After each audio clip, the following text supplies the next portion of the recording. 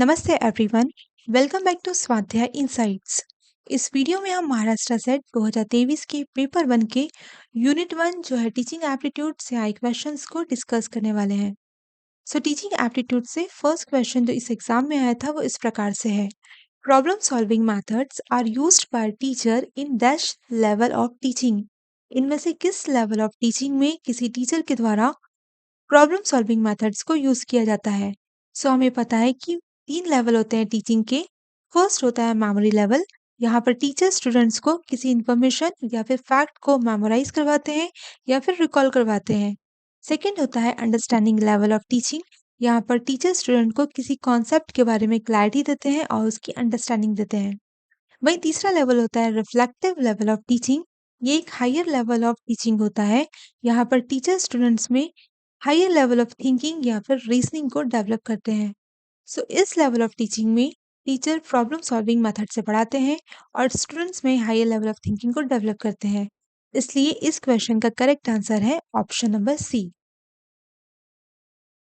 Second question है feedback of classroom teaching from dash is valuable feedback for teachers.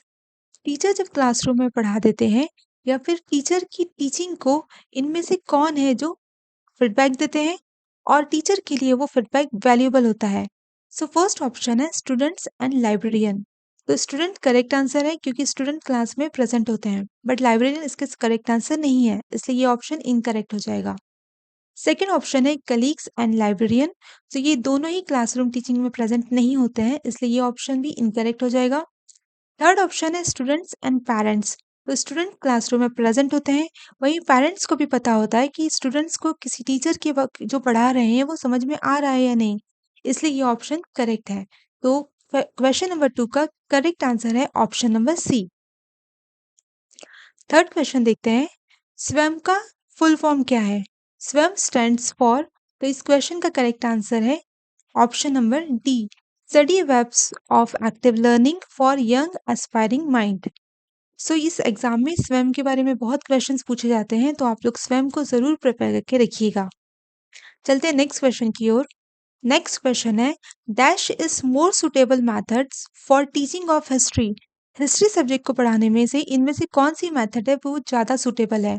First method है role play method, यानी कि जब भी हम किसी रोल को प्ले करके पढ़ा रहे होंगे वो होती है रोल प्ले मेथड। तो हिस्ट्री जैसे सब्जेक्ट में इस मेथड का यूज किया जाता है।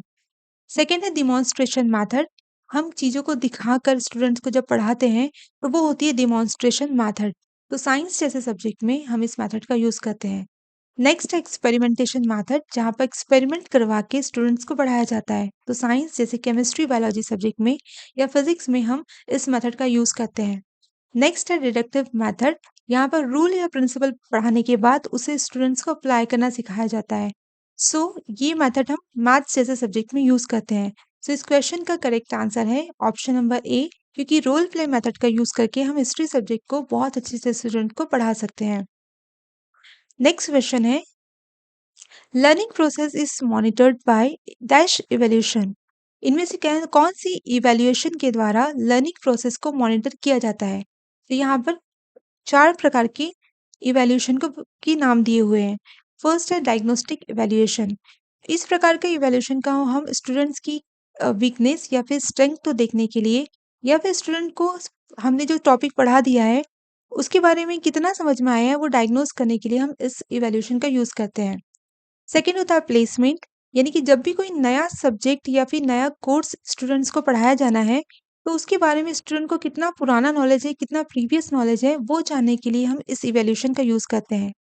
थर्ड है फॉर्मेटिव, यानी कि टीचिंग लर्निंग प्रोसेस में ही स्टूडेंट को इवैल्यूएट किया जाता है कि उन्हें कितना समझ में आ रहा है, वो समझ रहे हैं या नहीं समझ रहे हैं, उनकी कितनी प्रोग्रेस हो रही है, तो हम इस इवैल्यूएशन का यूज करते हैं।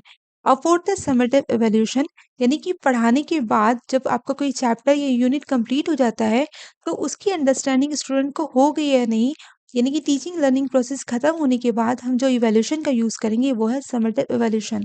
तो यहाँ पूछा है लर्निंग प्रोसेस, यानी कि टीचिंग लर्निंग प्रोसेस शुरू है तब आप स्टूडेंट्स को किस इवैल्यूएशन से मॉनिटर कर पाओगे। तो इसका करेक्ट आंसर है ऑप्शन नंबर सी, यानी कि फॉर्मेटिव इवैल्यूएशन। तो इस प्रकार से 2023 की सेट एग्जाम में ये 5 क्वेश्चन पूछे गए थे। आप लेवल ऑफ टीचिंग को, स्वयं को, मैथ टीचिंग की मेथड्स को और इवैल्यूएशन की अलग-अलग टाइप्स को ज़रूर पढ़ के रखिएगा, इस पे क्वेश्चंस हमेशा पूछे जाते हैं। सो आज के वीडियो में इतना ही। वीडियो अगर आपको पसंद आया होगा तो इसे आप लाइक, शेयर एंड सब्सक्राइब ज़रूर कीजिएगा। Thank you so much. मिलते हैं नेक्स्ट वीडियो में।